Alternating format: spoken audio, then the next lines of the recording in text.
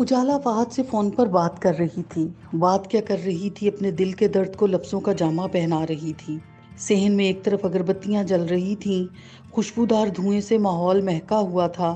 اگربتیاں آخری دموں پر تھیں، اجالا کی نگاہ بھی انہی پہ تھی۔ اس نے کچھ گلے کیے، کچھ شکوے۔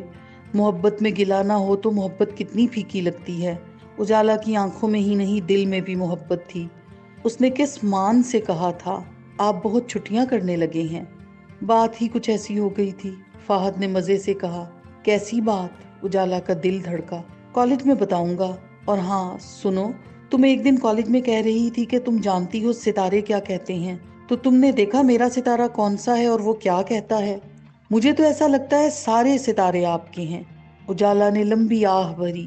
ارے یہ کیا کہہ رہی ہو؟ فہد چونک گیا۔ سچ کہہ رہی ہوں۔ اجالا کا وہ حال تھا کہ ابھی رو دے گی۔ میں نے اس ستارے کا پوچھا تھا، تم سنجیدہ ہی ہو گئی؟ ہاں ہو گئی ہوں۔ اس نے انگلی سے آنکھوں کے کنارے صاف کیے۔ کیوں ہو گئی ہو سنجیدہ؟ فہد نے دوبارہ پوچھا۔ آج بھی آپ سے ملاقات نہیں ہوئی، میں آپ کو بہت مس کر رہی تھی۔ سب بہت خوش تھے میرے علاوہ۔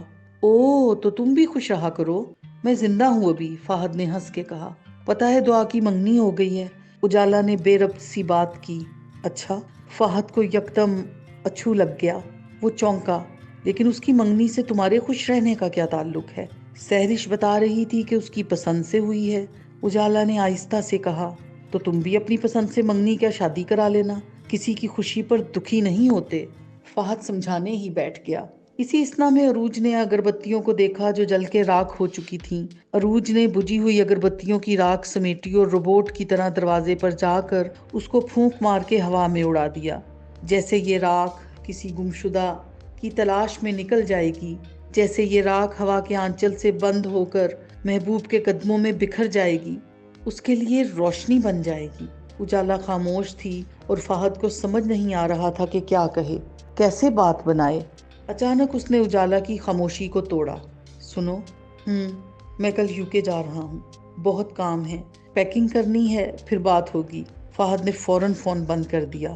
اجالا کچھ کہنے کے لیے لفظ ڈھونڈتی رہ گئی۔ اوہ، فہد یوکے جا رہا ہے، مگر کیوں؟ اجالا پریشانی سے سوچتی رہ گئی۔ اف، یہ لڑکیاں کتنی خوفناک ہوتی ہیں۔ فہد نے لمبا سانس لیا۔ عروج راکھ اڑا کے اس کے پاس ہی آ کر بیٹھ گئی۔ اجالا کا دل بہت بھاری ہو رہا تھا۔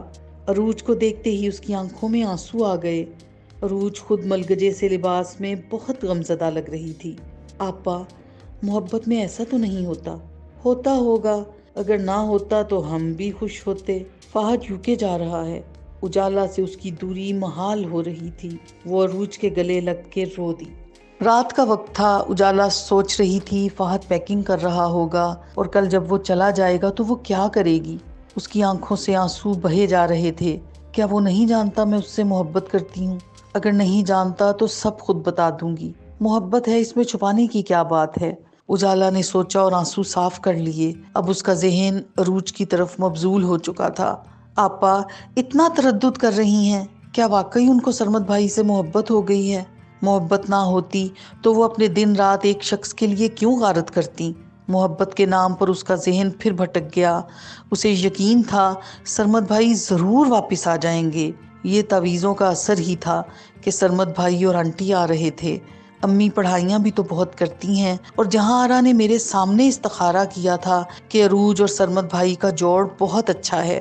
آپا کس محبت سے بتیاں جلاتی ہیں؟ اجالا نے تھکے تھکے انداز میں سوچا اور بیڈ کی ٹو سے سر ٹکا دیا۔ کاش فہد کے جانے کا پہلے پتا ہوتا تو میں جہاں آرا سے کہہ کے کوئی تعویذ کروا لیتی، روک لیتی فہد کو، نہ جانے دیتی۔ اجالا نے آنکھیں بند کر لیں۔ زندگی کا اپنا ایک رنگ ہے، یہ ہر ایک کو اپنے حساب سے برتتی ہے، یا پھر ہم زندگی کو اپنے حساب سے۔ اجالا کی محبت سے بے نیاز فہد دعا کے ساتھ شہر کے معروف ہوٹل میں بیٹھا خود کو دنیا کا خوش قسمت انسان سمجھ رہا تھا۔ دعا خوب سج دھج کے آئی تھی، اور کیوں نہ آتی؟ اس نے اپنی محبت پر اپنے نام کی مہر جو لگا لی تھی، وہ مہر جو اجالا نہ لگا پائی تھی۔ اتنی خوبصورت تیار ہو کے آئی ہو میرے لیے؟ فہد نے چھیڑا۔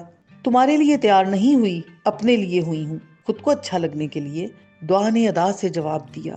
مجھے تو 2 منٹ کے لیے بھی خوش نہ ہونے دینا۔ فہد نے منہ بنایا۔ ایک اجالا ہے میری خوشی کی خاطر جان دینے کو تیار رہتی ہے۔ دعا نے گھور کے دیکھا تو فہد نے پینترا بدلا۔ مجھے دیکھو، تمہاری خوشی کا کتنا خیال ہے۔ تمہاری پسند کے سارے آئس کریم فلیورز آرڈر کر دیے ہیں۔ بیرے کو آئس کریم لے کے آتے دیکھ کر فہد نے مسکرا کے کہا، شادی سے پہلے ایسا ہی کرتے ہیں، بعد میں سب کچھ بھول جاتے ہیں۔ ایک مرتبہ پھر ادا سے کہا گیا، بھول کر میں نے اپنی شامت بلوانی ہے؟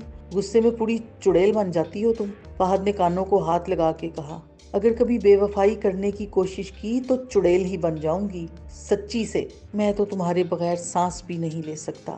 فہد کے لہجے میں ہی نہیں، آنکھوں میں بھی محبت کا سرور چھلکنے لگا۔ دعا کے چہرے پہ کئی رنگ کی دھنک بکھر گئی۔ فہد محبت سے بولا، I will really miss you۔ تمہارے بغیر پتہ نہیں کیسے دن گزاروں گی۔ صرف 6 ویکس کے لیے جا رہا ہوں۔ ہاں تو 6 ہفتوں میں کتنے دن ہوتے ہیں تمہیں پتہ ہے یا حساب لگا کے بتاؤں؟ دعا نے منہ بنا کے کہا۔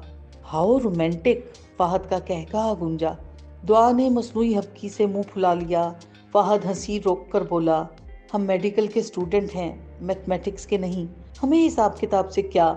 فہد پورے کا پورا اس کی طرف جھک کر پیار سے بولا، چلو ہم دونوں بھاگ جاتے ہیں۔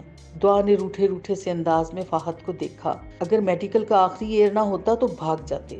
دونوں ایک ہی وقت ہنسے۔ اسی وقت فہد کے موبائل پہ بیل بجی۔ فہد نے دیکھا اجالا کی کال تھی۔ کس کی کال ہے؟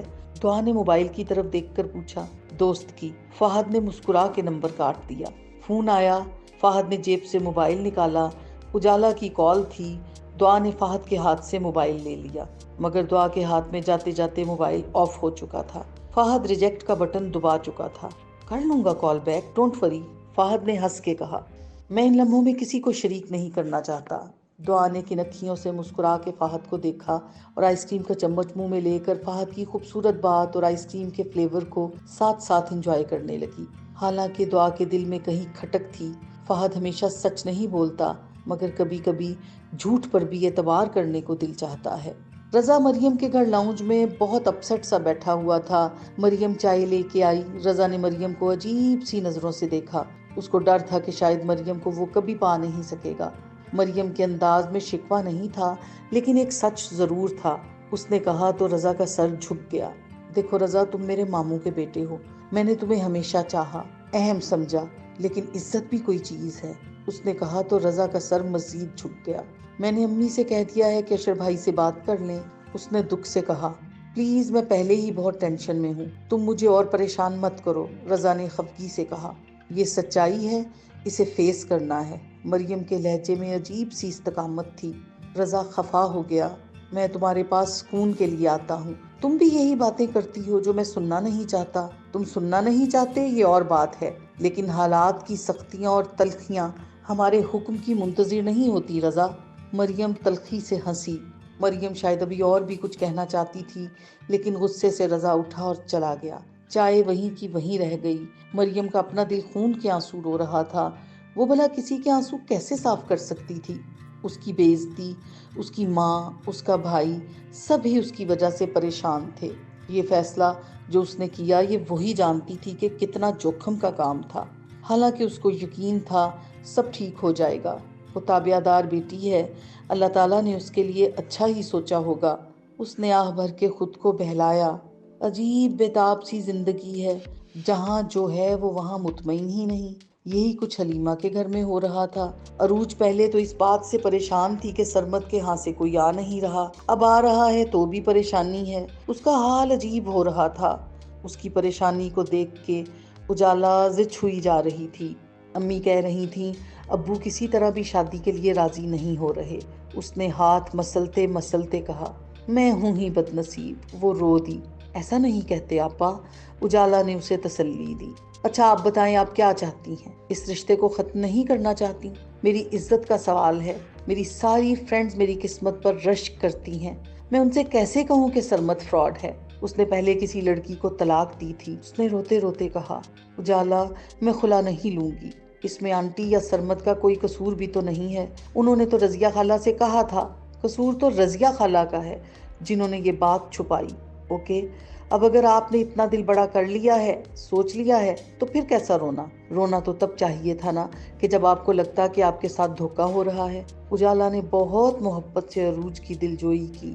ایک بار ابو سے بات کر کے دیکھ لیتے ہیں وہ کیا کہتے ہیں۔ وہ نہیں مانیں گے۔